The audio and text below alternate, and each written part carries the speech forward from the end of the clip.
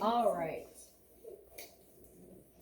So if you look at your notes, you'll see kind of off to the left-hand side, it says like slide number 1, 2, 3.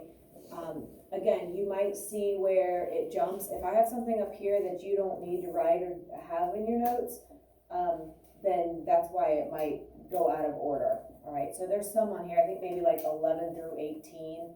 It's not something that you have in your notes, so just be aware of that, or if you're trying to find where we're at, you know, that slide box on the side will kind of let you know. You can kind of check to make sure you're where I am up here as well.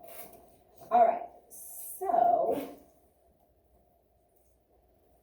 a little bit of background here, and we're actually going to talk a little bit about the history of the atom today, or maybe tomorrow.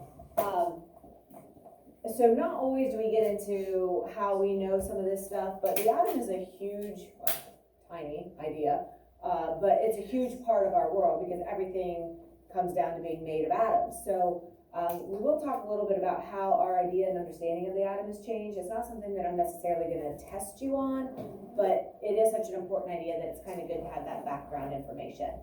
So in science, do our ideas always stay the same? Gilbert, what are you thinking? Nope, I'm seeing some other no's, right? Things definitely do change. We can't just always assume that what we know now is what it's going to be in the future. Years ago, when the explorers were making their way around the world, they used to think that the world was flat.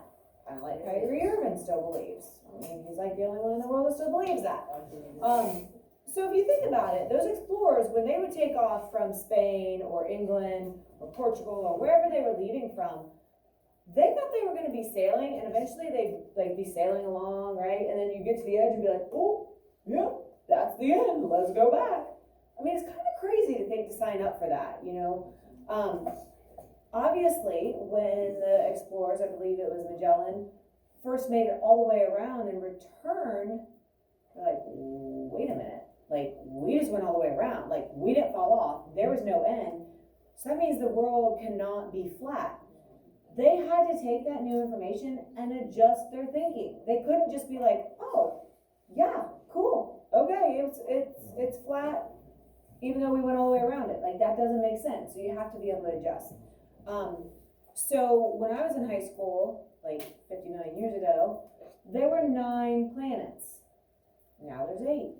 I was doing my student teaching, and I was in a placement in college, and like I was in a 5th grade classroom, and they were talking about the planets, and they kept saying 8 planets, and I'm like, I think there's 9. Like, I didn't say anything because I was kind of embarrassed. I'm like, they want to like correct the teacher because I'm like, well, maybe I'm wrong. So my first break, I get on my phone and I check. I was like, oh my gosh, I did not know that Pluto was demoted to a dwarf planet.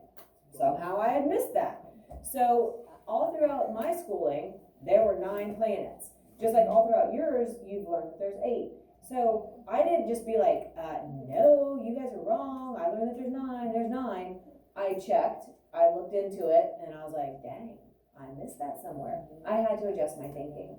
So science is definitely the same. You have to be willing to take in new information, because it's pretty ignorant of someone if there is hard proof that something is the way it is, to not adjust your thinking and accept that new information. Nobody wants to be ignorant, right? Hopefully not. So ideas and theories definitely change as new information is gathered. We have to be able to continually adapt and accommodate this new information. It doesn't mean you totally forget everything that you know, but you just have to make room for this new information.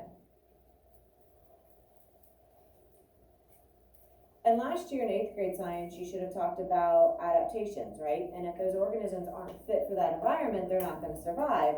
And if they have an adaptation that helps them survive, then they're probably going to be more successful than an organism that doesn't. So even us as humans, like we as a person are going to be more successful if we're able and willing to do this, right? We can't just be stuck in our ways and be like, nope, nope, nope. That's the way I know it. That's the way it is. All right, so this is true of the atom as well. So the atom is so small we don't see it up close, right? So there's models, there are ways that we know a lot about the atom, but that technology and those processes are changing, And so the understanding that we have of the atom has also changed throughout time. With the notes, please be sure that you stop me if I go too fast. Sometimes a slide just has 1 or 2 words, sometimes there's more, and I don't know that, like right off, I don't have that part memorized. So if I go too fast, please make sure you stop me and just raise your hand and be like, hey, can you go back? Because if you missed it, then chances are other people missed it as well, and they're just not speaking up. So please make sure you stop me if you need more time on something. So our ideas, you know, none of us have ever seen a live dinosaur, right? Jurassic Park, Jurassic World, right? Isn't an alligator a dinosaur? It's an ancestor, yeah. But none of us have seen like a T-Rex or a Stegosaurus just like at the zoo, or, you know, they don't exist. But we still know a lot about them because we have ancestors and because we found fossils and things like that. So the atom is the same way. We haven't seen it firsthand, but we have indirect evidence and information that helps us understand about the atom. Okay, so let's go ahead. We will stop there. First day of notes, pretty painless, hopefully. So we will stop there and pick up tomorrow.